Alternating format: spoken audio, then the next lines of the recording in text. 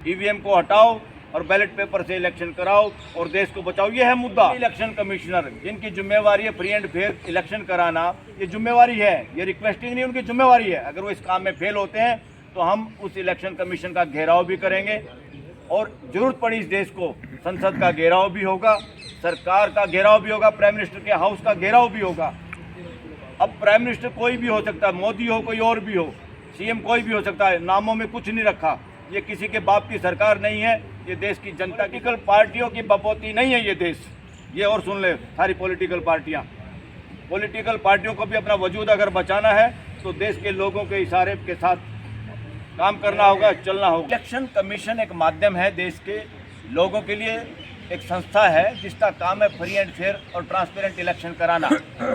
अगर वो इस बात की जिम्मेवारी नहीं देता, जब सरकार निरंकुश हो जाए, संसद बंधक बन जाए, यानी पार्लियामेंटेरियन एंटी डिफेक्शन लॉ की वजह से बोल ना पाए और वो सारे के सारे गुलाम बना लिए जाएं, और तीसरा सुप्रीम कोर्ट और हाई कोर्ट जब स्लो हो जाए, डेट पे डेट देने का काम करें, या सरकार के कहने पे तारीख लटकाते रहें और सिर पे इलेक्शन आ जाए और किसी संसद के भागे हुए एमएलएज को सरकार बना के दोबारा उसका इलाज करने के बजाय, उसका फैसला करने की बजाय एक तरह से कॉपरेशन मिले सरकार को, ये सिस्टम देश की जनता को मंजूर नहीं है।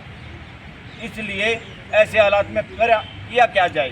कानून क्या कहता है, संविधान क्या कहता है? संविधान ये कहता है जब हमारी तीनों स्तंभ, हमारी व्यवस्था के तीनों स्तंभ कमजोर हो जाएं या एक दूसरे को दबाएं या तीनों षड्यंत्र करके शामिल हो जाएं किसी एक ऐसी काम में जो जनता की आवाज़ के खिलाफ हो, तो लोग यानी जनरल बॉडी देश की असली सरकार और असली पार्लियामेंट और असली जुडिशरी, इन तीन संस्थाओं के अलावा असली जो है वो देश की जनता है, 140 करोड़ भारत के लोग हैं। अगर वो जो चाहते हैं उनके अनुरूप कोई काम नहीं करती सरकार, पार्लियामेंट उनके अनुरूप कानून नहीं बनाती, संस्थाएं जो संवैधानिक संस्थाएं काम नहीं करती, चाहे वो हाई कोर्ट हो चाहे सुप्रीम कोर्ट भी हो, तो देश की जनता के पास वो सारे अख्तियार हमेशा रहते हैं, 24 घंटे, पूरे हफ्ते, 365 दिन और पूरे 5 साल। फिर लोग क्या करें? लोग न केवल विरोध करने के लिए सड़कों पे धक्के खाने के लिए हैं, देश के लोग अपने उन स्तंभों का घेराव कर सकती है। घेराव का मतलब क्या है? घेराव का मतलब ये नहीं है कि उनको भूखा मारना है, डराना है, इसलिए घेराव कर सकती है। अपनी बात समझाओ और हमारी समझो, हमारी बात को अहमियत दो, क्योंकि वी आर सुप्रीम, हम सुप्रीम हैं। तो लोग धरना प्रदर्शन देना लोगों का राइट है, उसी से तो जागरूक होते सब। एक दूसरे को कैसे बताएंगे? एक आदमी को 10 आदमी को बात पता है, पूरे 140 करोड़ को कैसे बताएगा? इसलिए वो जो साधन है सोशल मीडिया के भी, फेसबुक है चाहे एक्स है जिसको ट्वीट बोलते हैं, अगर ये लोग भी किसी सरकार को, जिसको भारत सरकार का नाम, उसके सामने झुकने का काम ना करें, तो देश की असली सरकार, देश के 140 करोड़ लोग हैं और वो सोशल मीडिया के पक्ष में खड़े हैं, वो ट्विटर के साथ खड़े हैं, वो फेसबुक के साथ खड़े हैं, वो सोशल मीडिया के साथ खड़े हैं। ये कोई ना, इस भारत सरकार की किसी भी ऐसे काम पे झुकने का कोई सवाल नहीं है। भारत सरकार बदलती रहती है, हम अपने नुमाइंदे बदलते रहते हैं, आज कोई और है, कल कोई और आ जाएगा। ये देश की जनता वही है और ये देश की जनता लगातार जागरूक रह के अपने इस काम को कराएगी। अब देखिए, इवन इलेक्शन कमिश्नर जिनकी जिम्मेवारी है फ्री एंड फेयर इलेक्शन कराना, ये जिम्मेवारी है, ये रिक्वेस्टिंग नहीं, उनकी जिम्मेवारी है। अगर वो इस काम में फेल होते हैं तो हम उस इलेक्शन कमीशन का घेराव भी करेंगे और जरूरत पड़ी इस देश को संसद का घेराव भी होगा, सरकार का घेराव भी होगा, प्राइम मिनिस्टर के हाउस का घेराव भी होगा। अब प्राइम मिनिस्टर कोई भी हो सकता है, मोदी हो, कोई और भी हो, सीएम कोई भी हो सकता है, नामों में कुछ नहीं रखा। ये किसी के बाप की सरकार नहीं है, ये देश की जनता की सरकार है। मगर जब मुद्दों पे जो आदमी नहीं बोलता, जिसकी जिम्मेवारी हमने बोलने की दी है, वो आदमी अगर जिम्मेवारी के साथ बोलता नहीं, कितने सारे उदाहरण हैं, खिलाड़ियों का उदाहरण हो, मणिपुर का उदाहरण है, कोई और उदाहरण, कितने सारे। ये सबसे इम्पोर्टेंट देश का मसला है इलेक्शन।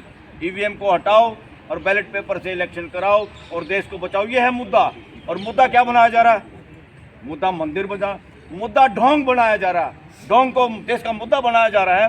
देश की हकीकत, देश के फ्यूचर को इग्नोर किया जा रहा है, जो कि फ्री एंड फेयर इलेक्शन है और जो कि सिर्फ और सिर्फ बैलेट पेपर से हो सकता है। क्या बदमाशी है ये? ब्लैक शीशा अरे उसकी आंख खराब हो रही थी ईवीएम मशीन की, तुमने काला शीशा लगवा दिया। कोई किरणों से उसकी आंख खराब हो रही थी ईवीएम मशीन की। क्या बदमाशी है ये सरेआम चोर की दाढ़ी में तिनका नहीं, चोर का चेहरा काला पूरे देश को दिखाई दे रहा है कि चोर लोग हैं। सत्ता में जो बैठे हैं वो चोरी पे आमदा हैं और उसके जितनी संवैधानिक संस्थाएं हैं वो गुलाम बन चुकी हैं। उन चोरों का साथ देने के तैयार खड़ी हैं, इसलिए वो बातों का जवाब नहीं देती। बातों का जवाब सरकार का मुखिया ही नहीं देता, इलेक्शन कमीशन की कहाँ हिम्मत है वो जवाब देगा। तो ऐसी नपुंसकता के दौरान जनता को स्वयं खड़ा होना होगा।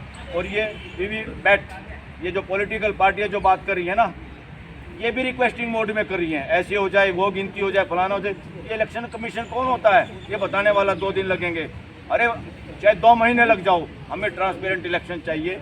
और जिस आदमी को वोट दें, जिस सरकार को लोग बनाना चाहें, अगर वही नहीं बनेगी तो इतना बड़ा धोखा देश के साथ कैसे बर्दाश्त करेंगे? ये बर्दाश्त से बाहर है। और पॉलिटिकल पार्टियों की बपौती नहीं है ये देश। ये और सुन ले सारी पॉलिटिकल पार्टियों को भी अपना वजूद अगर बचाना है तो देश के लोगों के इशारे के साथ काम करना होगा, चलना होगा। इसलिए मैं इस प्रेस कॉन्फ्रेंस में ओपनली ये कहना चाहता हूँ, 16 तारीख का जो मार्च है पटियाला हाउस कोर्ट से सुप्रीम कोर्ट में, उसमें बहुत सारे सब वकील हिस्सा लेंगे।